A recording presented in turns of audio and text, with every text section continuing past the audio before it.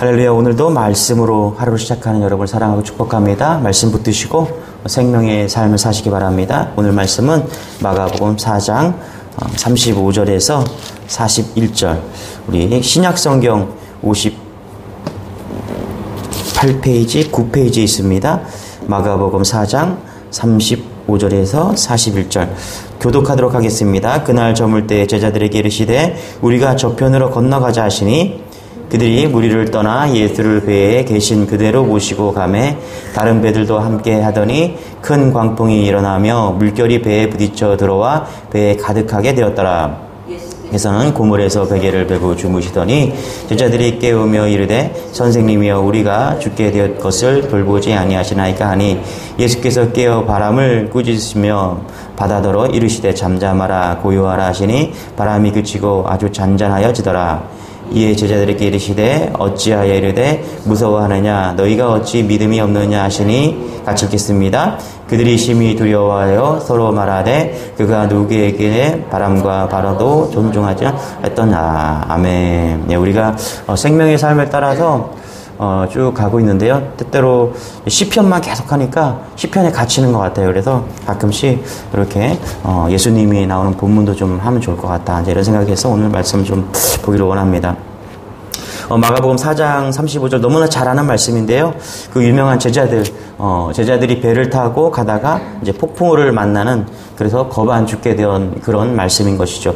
여러분, 복음서에 기록된 그 예수님의 제자들, 베드로, 안드레, 야고보, 요한, 이 면면을 보면은 이들이 어디 출신입니까? 어부 출신이죠. 어부들. 대부분 다 어부 출신입니다. 또 도마 또한 예수님께서 십자가에 돌아가신 후 베드로와 야고보와 요한 등과 함께 고기를 잡으러 갈릴리 바다에 같이 갔다는 점을 이렇게 살펴보면은 도마도 어부였음을 추정할 수 있습니다. 그리고 빌립도 안드레와 베드로와 한 동네 갈릴리 호수 건너편 베세다 사람이라는 점을 본다면은 어부의 마을, 이 베세다가 어부의 마을이란 뜻이잖아요. 그러니까 빌립도 어부일 가능성이 상당히 많다. 그래서 우리가 이 복음서에 나오는 제자들의 전체를 살펴보면 12제자 중에서 절반가량은 어부가 아닐까, 어부였다, 이렇게 좀 볼 수가 있다는 것이죠. 자, 그렇다면 이 어부들 바다의 전문가 아니겠습니까? 이 갈릴리 바다라는 것은 이 어부들, 제자들이 어렸을 때부터 보고 왔고 자라왔고 거기서 수영하고 또 거기서 물고기를 잡아서 먹고 팔고 했던 그런 곳이 이 갈릴리 바다였다. 자, 그렇다면 바다의 전문가죠. 자, 폭풍이 올 것에 대해 낌새라도 챘어야 되는데 그러지 못했다라고 우리는 볼 수 있습니다. 똑같은 본문을 마태는 8장 24절에 이렇게 말합니다. 바다에 큰 놀이 일어나 배가 물결에 덮이게 되었더니 예수께서는 주무시는지라, 이렇게 얘기합니다. 그런데 여기에 보니까 바다에 큰 놀이 일어나, 영어 성경에 보니까 without warning 이렇게 했어요. 경고 없이 바다에 큰 일이 일어났다, 이렇게 얘기합니다. 경고 없이 갑자기 맹렬한 폭풍이 일어났다. 여러분, 우리가 인생을 살아면서 바다의 비유를 많이 합니다. 그런데 우리 인생을 살아면서 우리가 깨닫는 것이 있어요. 우리에게 찾아오는 풍랑과 고통은 어떻게요? 폭풍은 어떻게요? 경고 없이 찾아온다는 사실입니다. 목적이 이끄는 삶을 쓰셨던 리고렌 목사님 간증 들어보니까 이 목적이 이끄는 삶이란 책을 쓰고서 기독교에서 상당한, 전 세계에서 글로벌 베스트셀러가 됐습니다. 엄청 많이 팔렸다라는 거예요. 너무나 좋은 책이죠. 아마 이 목적이 이끄는 삶을 여러분들 다 한 번씩 읽어보셨을 거예요. 그런데 이 엄청난 베스트셀러가 되던 그 해에 목사님의 사모님이 암에 걸렸다는 거예요. 청청병력 같은 암으로 암치료를 시작하면서 목사님 가정이 얼마나 놀랐겠습니까? 이제 자신의 인생에서 정말 빛을 발하고 이제 찬란한 돛을 피고 바다를 항해하는, 그런 마음껏 항해할 수 있는 그런 인생의 찬란한 시간에 암을 만난 것이죠. 여러분, 그러고 보면 우리 인생은 우리가 감당할 거나 또 우리가 예측할 수 없는 그런 인생이라는 것입니다.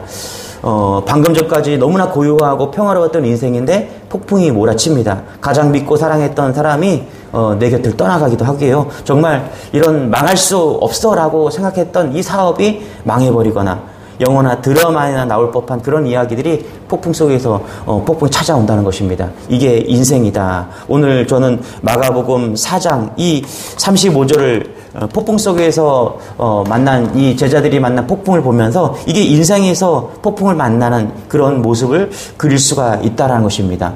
그런데 더 의아한 사실은요, 갈릴리 바다로 인도하신 분이 누구냐라는 거예요. 바로 예수님이었다. 우리 35절 같이 한번 읽어볼게요. 시작. 그날 저물 때에 제자들에게 이르시되 우리가 저편으로 건너가자 하시니. 자, 누가 그래요? 예수님께서 제자들에게 우리가 저편으로 건너가자 하시니. 자, 예수님의 권유에 의해서 배에 탄 것입니다.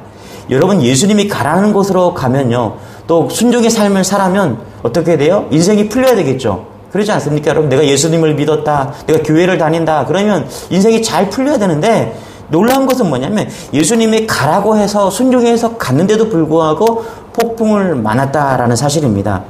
여러분, 우리가 이 사실을 통해서 35절을 통해서 알 수 있는 것은 뭐냐면 예수님의 권유에 의해서도 교회를 다녀도 인생은 폭풍을 비켜갈 수가 없다는 사실입니다. 여러분, 우리 권사님, 장로님, 목사님, 제가 묻고 싶습니다. 여러분들, 인생을 살면서 폭풍이 찾아오지 않습니까? 누구나 폭풍은 찾아옵니다. 그게 인생입니다.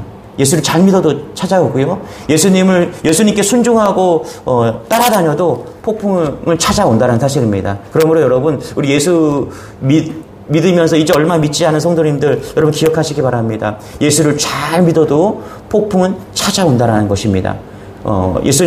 하나님은 우리에게 인생을 살아가면서 폭풍이 없을 거야 이렇게 말하지 않습니다. 그러나 폭풍이 찾아온들 이길 수 있는 힘을 주신다는 것을 믿는 여러분 되시길 바랍니다. 폭풍을 만납니다.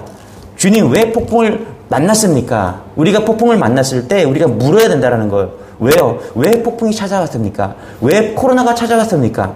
이런 물음을 가지고 우리가 인생을 살아가야 된다는 것입니다. 그럴 때 하나님은 그 이유와 뜻을 반드시 말씀해 주신다는 것입니다. 제자들은 자기들 힘으로 이 폭풍을 잠잠하게 하거나 폭풍으로부터 벗어날 수 없음을 알았어요. 바다라면 좀 아는 제자들 아닙니까? 인생을 바닷속에 살았기 때문에 그러나 그들의 경험도 소용이 없었다라는 것이죠. 아마 제자들이 처음에는 노력을 했겠죠. 돛을 좀 당겨보고 물건도 좀 버려보고 그래서 배를 가볍게 해보고, 그런데 안 된다는 것이죠. 그래서 그들은 어떻게 합니까? 예수님을 깨우게 된다는 사실입니다. 우리 38절 같이 한번 읽어볼게요. 시작. 예수께서는 고물에서 베개를 베고 주무시더니 제자들이 깨우며 이르되 선생님이여 우리가 죽게 된 것을 돌보지 아니하시나이까 하니. 여러분, 거친 풍랑을 만나면, 인생에서 거친 풍랑을 만나면 제일 먼저 해야 될 일은 예수님을 깨워야 한다는 사실입니다. 할렐루야. 제자들은 예수님을 깨웠죠. 그리고 제자들은 아마 이렇게 생각하지 않았을까요? 진작 예수님을 깨울 것을. 여러분, 폭풍이 왔다, 인생의 폭풍이 왔다, 그러면 제일 먼저 해야 될 일은 뭐냐면 주님이 어디 계시는가, 그분을 찾고 그분을 깨우는 것이, 그것이 살 길이라는 것입니다. 할렐루야. 그래서 제자들의 대단한 믿음은 가진 게 큰 믿음이었다. 아니에요. 지금 초창기 믿음이에요. 이제 부르심을 받은 그런 제자들의 믿음입니다. 대단한 것이 아니었어요. 그러나 적어도 제자들은 작은 믿음이 있었다. 뭐예요? 예수님을 깨우는 믿음이 있었다. 그것이 기도고, 그것이 예배에 나오는 것이다. 그래서 여러분, 어떤 어려움을 만날 때 제일 먼저 해야 될 것은 예수님 앞으로 나아가는 것입니다. 기도하는 것입니다. 할렐루야. 그럴 때 놀라운 일이 일어난다는 것입니다. 여러분, 우리가 예수님을 깨운다고 할 때 이것을 기도한다 이렇게 볼 수가 있는데요. 언제까지 기도해야 될까요? 여러분, 문제가 오면은 우리가 예수님을 깨우기 위해서 기도의 자리로 나아가잖아요. 그럼 언제까지 기도해야 될까요? 1시간 기도해야 됩니까? 2시간 기도해야 됩니까? 예수님이 깨어나실 때까지 기도해야 됩니다. 할렐루야. 다시 말하면 응답받을 때까지 기도해야 된다는 거예요. 어떤 문제를 만났어요. 폭풍을 만났어요. 그러면 언제까지 기도해야 됩니까? 폭풍이 잔잔해질 때까지 기도해야 되잖아요. 그죠? 중간에 기도 멈출 수는 없잖아요. 기도했다 그러면 그 폭풍이, 그 비바람이, 바다가 잠잠해질 때까지 기도해야 된다는 것입니다. 마태복음 7장 7절에 보면 구하라 그리하면 너희에게 주실 것이요, 찾으라 그러면 찾을 것이요, 문을 두드리라 그러면 너희에게 열릴 것이다 이렇게 말하고 있습니다. 구하고 찾고 두드리면 반드시 주신다는 거예요. 찾고 두드리면 열릴 것이다라는 거예요. 그러면 얼마나 두드려야 될까요? 얼마나 구해야 될까요? 얼마나 찾아야 될까요? 얼마나 두드려야 될까요? asking. 계속해서요. 얼마나 찾아야 될까요? 계속해서 찾아야 되는 거예요. knocking. 얼마나 두드려야 될까요? 계속해서 두드려야 된다는 거예요. 언제까지요? 열릴 때까지. 할렐루야. 찾을 때까지. 문이 열릴 때까지, 찾을 때까지, 볼 때까지, 주실 때까지 계속 구해야 된다는 거예요. 여러분, 기도를 할 때 우리가 늘 궁금한 것이 있어요. 뭐냐면 얼마나 기도해야지 응답을 받을 수 있을까? 계속 하셔야 됩니다. 할렐루야. 폭풍이 멈출 때까지 계속 기도해야 돼요. 멈추면 안 됩니다. 평생 기도가 될 줄 모르겠어요. 그러나 멈추면 안 됩니다. 반드시 기도 응답을 받을 때까지 기도하십시오. 그럼 반드시 하나님은 응답해 주신다는 거예요. 조지 뮬러 목사님이 인생 가운데 5만 번의 기도를 응답을 받았다라고 이야기를 합니다. 그런데 하루는 이제 고아원을 운영하는데 하루는 먹을 것이 없었어요. 그런데 400명이라는 고아원 아이들이 이제 배가 고프니까 일단은 우리가 믿음으로 자리에 앉았어요. 그리고 400명의 아이들이 식탁 기도를 합니다. 하나님, 오늘도 맛있는 음식을, 아침 식사를 주실 것을 믿습니다. 오늘 공급해 주세요. 일용할 양식을 주세요. 라고 기도를 했습니다. 그런데 실질적으로 그 고안에 먹을 것이 다 떨어져서 아무것도 없었더라는 거예요. 그런데 기도하고 나니까 마차가 쭉 오는 거예요. 마차 몇 대가 쭉 오더니 막 구운 빵과 우유를 가지고 온 거예요. 그리고 그것을 잘 먹었습니다. 무슨 일이 있었는가 물어봤더니 그 가지고 온 그 마차에 물었더니 그러는 거예요. 오늘 인근 공장에서 종업원들이 야유회를 가기로 했었는데 오늘 폭풍과 쳐갖고 그것이 취소돼서 막 구운 빵과 우유를 어떻게 할 수가 없어서 오늘 고아원으로 가져왔습니다. 이거를 좀 아이들에게 공급해주면 너무너무 감사하겠습니다. 그렇게 해서 400명의 아이들을 먹였다라는 거예요. 그런데 5만 번의 기도를 응답을 받으려면 하루에 몇 번의 기도를 받아야 될까 보니까 하루에 2번씩은 기도 응답을 받아야 된다는 거예요. 여러분, 기도 응답을 받고 사십니까? 여러분의 삶 속에서 만나는 문제들 하나하나 기도 제목들을 한번 적어보십시오. 하나님께서 얼마나 역사하시는가. 반드시 하나님은 역사하십니다. 또 조지 뮬러 목사님의 그런 간증 중에서 본인이 정말 전도하고 싶었던 그런 친구가 있었다라고 이야기를 합니다. 그런데 자기가 죽는 그날까지 그 친구는 예수님을 영접하지 않았어요. 그런데 후에 그 조지 뮬러 목사의 친구가 예수 믿고 간증하는 그런 일이 있지 않습니까? 조지 뮬러 목사가 죽고 난 이후에 그 예수를 믿게 되었다라고 간증한 그 친구의 이야기를 들었습니다. 여러분, 그런 것 같아요. 우리가 기도하면 반드시 응답하십니다. 할렐루야. 세밀하게 응답하십니다. 저는 어제 정말 또 한 번 이렇게 몸이 얼어붙는 그런 또 사건을 기도했습니다. 저도 기도하면서 이렇게 살아가지만 하나님께서 깜짝깜짝 놀라게 할 때가 너무나 많습니다. 어제 교회를 오는데 갑자기 다니엘이 복숭아가 먹고 싶다고 하는 거예요. 얘가 뭐가 먹고 싶다고 우는 아이가 아닌데 복숭아가 먹고 싶다고 막 그러는 거예요. 그런데 집에 복숭아가 있으니까, 그래, 냉장고에 집에 있으니까 우리 예배드리고 집에 가서 복숭아 먹자. 그러면 아이가 이렇게 멈추거든요, 울음을. 그런데 얘가 울음을 멈추지가 않는 거예요. 계속해서. 그래서 이제 차를 타고 오면서 그 교회 주차장에까지 갔는데도 멈추지가 않고 계속 떼를 쓰고 있는 겁니다. 그랬더니 사모가 그렇게 얘기를 하는 거예요. 그러면 다니엘, 우리 이렇게 기도하자. 오늘 예배하러 오는 성도님 중에서 복숭아 하나만 가지고 와달라고 우리 기도하자. 그렇게 해서 그렇게 기도를 한 거예요. 진짜로 저는 우리 사모가 그런 기도를 하는데 성도 중에 한 명이 가져오라 이런 구체적으로 하는 기도를 너무너무 구체적으로 기도를 했거든요. 이제 그리고 이제 올라왔어요.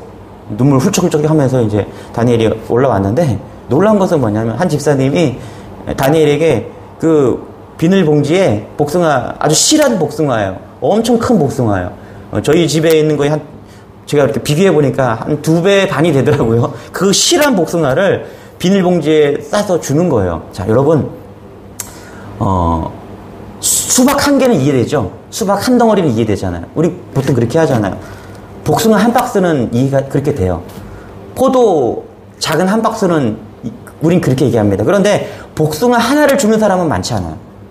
제가 물어보니까 복숭아를 몇 개 가져와서 드셨다고 하더라고요. 그리고 하나를 고이 이쁘게 싸서 다니엘이 들어오자마자 이거 먹으라고 주는 거예요. 우연이라고 하겠죠.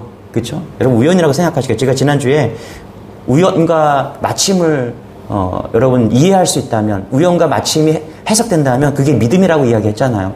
저는 소름이 확 돋더라고요, 여러분. 하나님께서요, 너무너무 세밀하게 주십니다. 할렐루야. 예.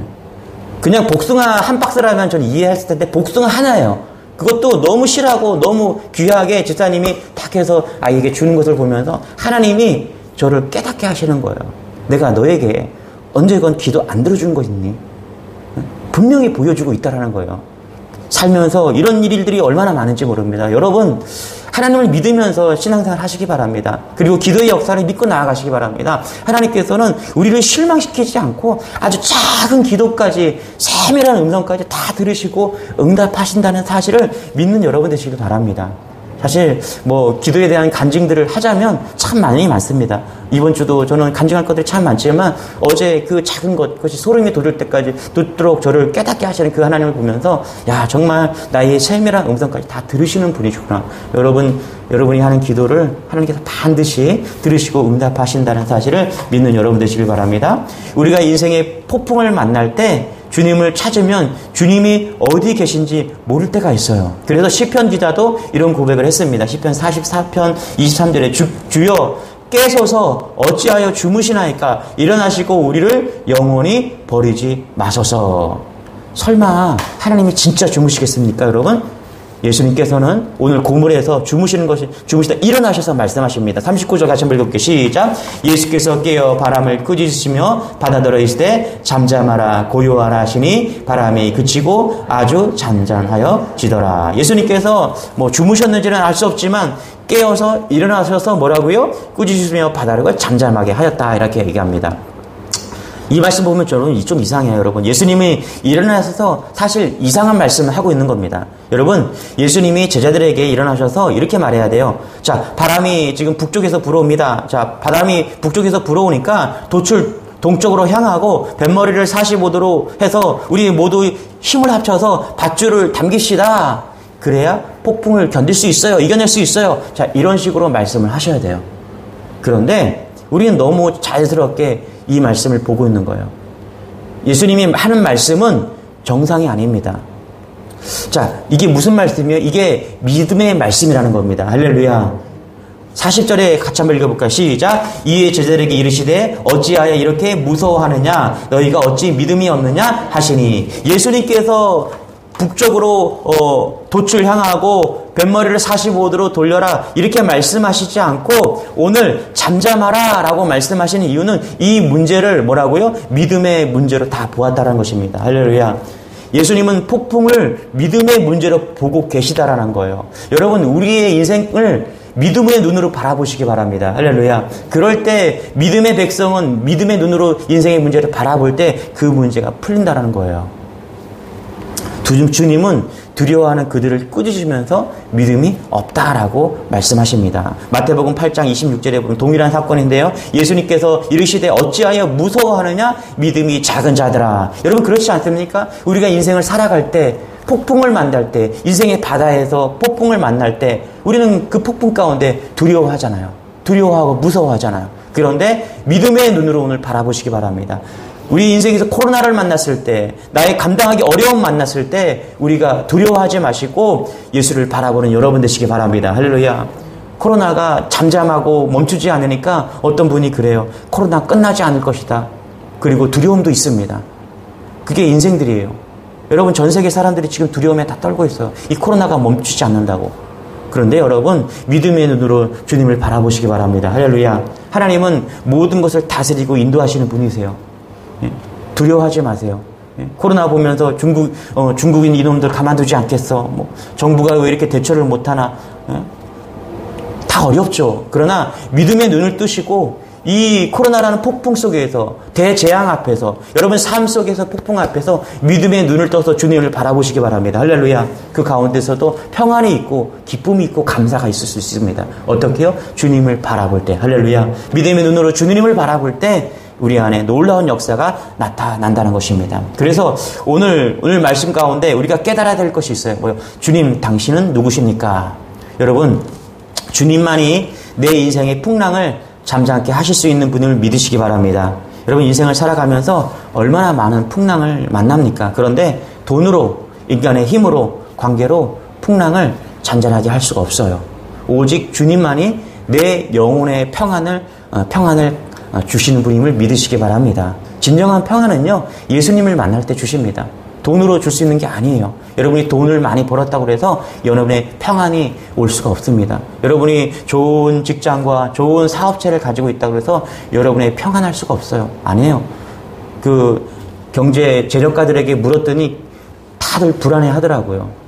날마다 주식을 보면서 자기 인생을 보면서 불안해하고 사는 게 여러분 재력가들입니다.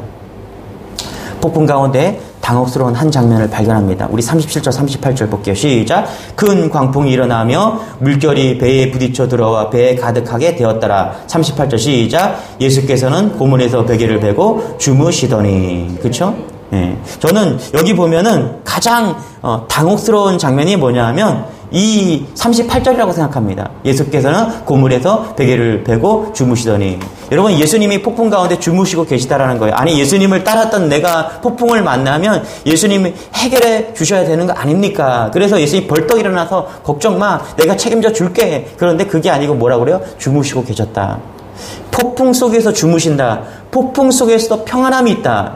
그래서 우리는 질문이 생기는 거예요. 그분이 누구신가?